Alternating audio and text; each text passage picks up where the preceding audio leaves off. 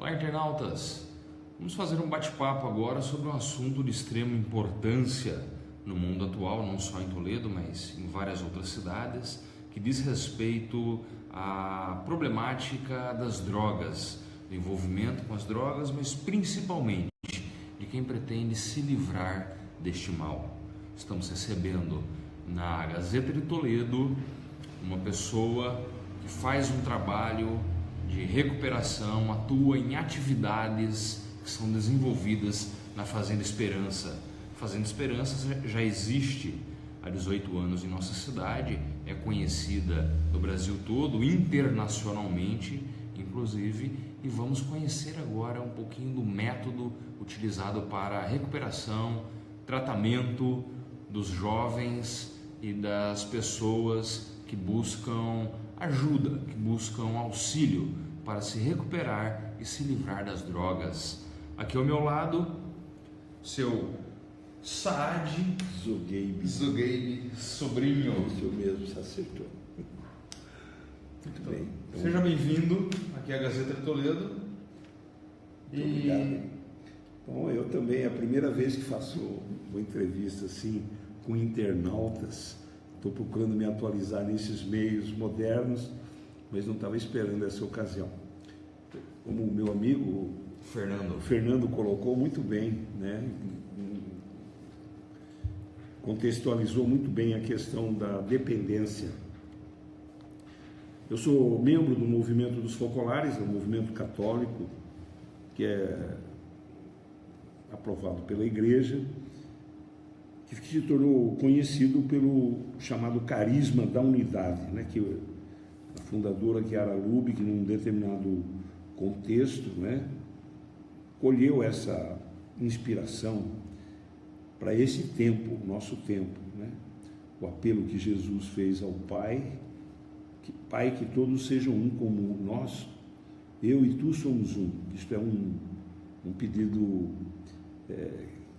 importante, porque precede a paixão de Cristo, aquele momento cume do abandono.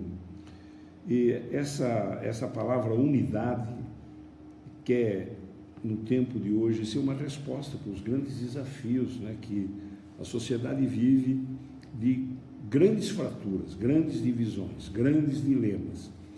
Se poderia dizer que a sociedade contemporânea, não só no Brasil, mas em todos os quadrantes, está doente de relações, de relacionamentos, de formas das pessoas se encontrarem.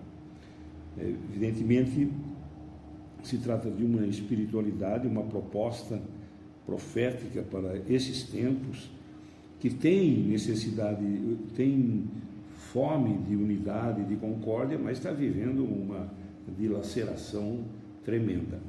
Um dos sintomas mais graves dessa desagregação, desse esvaziamento cultural, é o problema da dependência, que se alastra pelo mundo todo e que no Brasil conhece uma estação dramática de difusão, sobretudo pela forma capilar com que a pedra chega a um custo bastante acessível até os últimos lugarejos da nossa terra.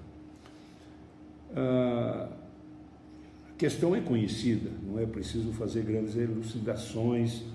As causas são sistêmicas, né, conjunturais, né? Um país como o nosso, que está doente nas suas instituições e também nos seus, com todo respeito, nos seus dirigentes, né, dependentes de corrupção, dependentes de desordem na gestão dos negócios públicos, né? Isso incide muito no humor da nossa população. Depois, se os veículos sociais propagam só futebol, carnaval e conteúdos vazios de uma sociedade hiperconsumista e desprovida de valores fundamentais, as vítimas são muitas também no nível pessoal ou no nível dos pequenos grupos. Mas, para se aproximar mais da questão da droga, foram feitas várias tentativas a nível mundial, políticas antidroga, estudos aprofundados, e até a própria farmacologia procurou encontrar saídas para essas graves formas de dependência que nós conhecemos, que se estende até a grandes artistas, grandes personagens do mundo da arte. Acaba por ser também uma interrogação: o que é que está por trás dessa onda chamada droga? Além dos danos que causa, ela quer sinalizar um questionamento por tipo de organização de sociedade que nós temos, de uma vida de família fragmentada, cujos pais dão coisas, mas não se dão aos filhos, de uma escola de baixa qualidade, de concorrência, de individualismo. Além disso, não é? Essas pessoas, muitas vezes, nesses grandes centros, inicialmente, são agredidas pelo ritmo de vida, não é? Pela busca de ter mais coisas. E as desigualdades são flagrantes, são evidentes. Então, nesse contexto, a busca de soluções, no caso por parte da Fazenda da Esperança, tem uma relação com a espiritualidade do movimento dos focolares, porque faz uma proposta de repacificação, de resgate desses vínculos fundamentais que começam na família, se estendem para a escola e depois se deve espalhar na comunidade. Parte de um projeto de recuperação de vida. Se trata exatamente de um projeto de recuperação de vida dentro de uma conjuntura, que é a história pessoal e é o conjunto de variáveis que interferem nesse processo. Então, se trata de recuperação de vida. Circunstancialmente, por solidariedade, esses primeiros fundadores, iniciadores do método, como você bem disse, da Fazenda da Esperança, chegando perto de pessoas martirizadas pela droga, se deram conta de que o trabalho, a ocupação, né, a profissionalização, a criatividade, o participar de um processo de transformação da natureza com o trabalho, o resgate dos vínculos ou a ressocialização, a convivência e uma forte espiritualidade obtinha resultados inesperados na recuperação e no resgate dessas vidas, a tal ponto que as pessoas recuperadas em profundidade passaram a se tornar os grandes artífices da continuidade desse caminho de recuperação. Eu estava comentando com o amigo aqui presente a história de algumas pessoas que vieram do baixo-fundo da droga, da cracolândia, do tráfico, da criminalidade, que esse método os introduz numa verdadeira conversão de vida, mudança de vida, uma nova cultura, não é? Eles não só se recuperam, mas adquirem a consciência de que a partir do seu empenho, da sua história, do seu engajamento nesse projeto, que é o da Fazenda da Esperança, ou em outros projetos de recuperação, eles fazem uma grande diferença, porque aquilo que parecia sem saída tem uma outra versão, né? E para quem crê, sabe que aquilo que é impossível aos homens é possível a Deus, sobretudo se o homem abre as portas do seu coração para entrar nessa grande sinergia que o Pai do Céu realiza na vida das pessoas. O senhor sempre que chamado atende, faz visitas, como nesse percurso que o senhor está fazendo. O senhor passa hoje por Toledo, mas está vindo de outras unidades. A Fazenda, eu depois de uns anos para cá, eu sempre tive vinculação com a Fazenda, porque encaminhei muita gente para se recuperar na Fazenda. Hoje é muito difícil ter uma família no Brasil que não tenha algum membro da sua família que não esteja envolvido com álcool, cocaína, com êxtase, maconha. Existe uma complexidade.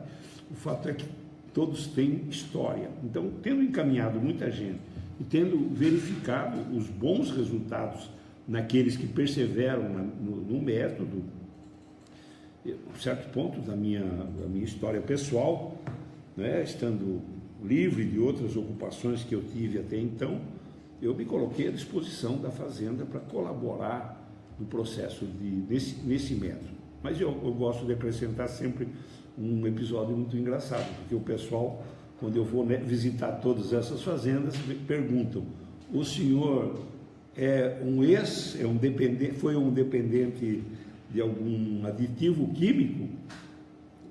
Eu falei: eu não fui, mas eu vim aqui na fazenda para me recuperar. Mas eles dizem: recuperar do quê? Todos nós, quando nos pensamos um produto acabado, que não precisa de mais nada, é o fim da linha. São pessoas cristalizadas que não se deixam transformar pelos eventos, pela história, pelo aprendizado permanente que o sofrimento desses jovens e dessas pessoas produzem. Então, eu visito as fazendas, faço um trabalho de encontro com eles. Eles ficam muito felizes quando descobrem que, de fato, eu estou ali para me recuperar com eles. Porque isso faz parte também, né, de não estar numa condição de professor, de guru, de coach, não é? De ser um entre eles que vai fazer a caminhada com eles, porque acredita nesses resultados. E, de fato, tem acontecido respostas muito satisfatórias. Então, tenho disponibilidade para isso. É um trabalho absolutamente voluntário, sem remuneração. A fazenda só cobre as minhas despesas de deslocação, porque eu também fiz uma opção de vida, de ter uma vida sóbria, não é? Portanto, estou à disposição. Aonde me chamam para tratar desses assuntos ou assuntos ligados a isso, eu, de bom grado, estou à disposição, né? Na fazenda tem um acordo, aonde eles me chamam, eu vou, passo 2, 3 dias, faço algumas dinâmicas de caráter educativo e espiritual, faço um atendimento também pessoal, não é? E, portanto, estamos na caminhada, né? Foi muito... Passagem por Toledo, para mim, me encheu de esperança, porque eu vi quanto se pode construir partilhando com voluntários que querem ajudar a fazenda, partilhando com os meios de comunicação que querem transmitir conteúdos que sejam significativos, se pode chegar muito longe. Hoje um entrevistador ficou muito impressionado quando eu citei um ditado africano que diz: faz mais barulho uma árvore que cai do que uma floresta que cresce, né? Porque somos muitos, né? Fernando, os amigos que estão aqui, estamos empenhados em editar uma civilização mais amorosa, mais pacífica, mais criativa, mais bonita, né? Que não trague a vida de pessoas indefesas, né? Numa cultura de morte, não é? Isso mesmo, seu Saad. É um bom trabalho, esse que vem sendo desenvolvido pela Fazenda da Esperança, graças, entre outros, a voluntários, como o senhor, pessoas que se dedicam a esse trabalho, e a construção de uma sociedade melhor, porque uma sociedade melhor, ela precisa, principalmente nesse momento, passar por essa superação do problema das drogas. Não é de hoje que as drogas estão presentes na sociedade, não vão ser eliminadas também de uma hora para outra, mas a gente tem que saber lidar com o problema e não conviver com o problema. É verdade, perfeitamente. E eu vejo que isso que é feito lá na Fazenda Esperança. Sem dúvida, sem dúvida. Eu acho que nada melhor do que se aproximar dessa percepção que eu tenho, que o Fernando tem uma intuição muito significativa do que se trata. Não se trata de resolver as coisas magicamente, ou achar que, né, somos messianicamente aqueles que vão dar... Mas é fazer, é ir fazendo, construindo, verificando, retroalimentando a própria experiência com os seus resultados. Que é um envolvimento da comunidade, da própria igreja, da sociedade civil, numa convergência. E hoje há uma tamanha dispersão de esforços, porque cada um quer achar que toda a culpa está no outro e toda a razão está com ele. Que aquele acha que tem o melhor método, o outro tem. Isso é uma fragmentação que prejudica viabilidade dessas iniciativas, né? A Fazenda coagula, cria coesão com todas as pessoas de boa vontade que têm alguma coisa para dizer nessa matéria. E por falar nisso, o que o senhor gostaria de dizer, de passar de mensagem para nossos internautas que estão nos acompanhando? Bom, eu quero primeiro, antes de tudo, agradecer o clima muito amigável e fraterno. Eu tenho a impressão que nós vivemos numa sociedade de grandes conquistas tecnológicas, de grandes veículos para podermos estar em comunicação. Mas a coisa que me está no coração, de maneira muito clara, e quero dizer para os internautas, que a vida é uma obra-prima se dela nós assim o fizermos. Nós corremos o risco de se tornar mercadoria de um grande mercado. Nós corremos o risco de serem pessoas rasas por não termos a capacidade de refletir, de pensar, e de que nós somos sujeitos da nossa própria história. Ninguém pode manipular ninguém pode ser marionete de concepções preconcebidas. É preciso ser participante, ser criativo, gerar, né, elementos concretos para a transformação, não só da própria vida, mas da vida que nós queremos para todos as pessoas queridas que nos cercam, próximas ou distantes. Muito obrigado. Nós que agradecemos, seu Sário. Obrigado pela visita, obrigado pela entrevista e obrigado pelas palavras. Muito obrigado. Tchau. Vamos ver o jogo agora.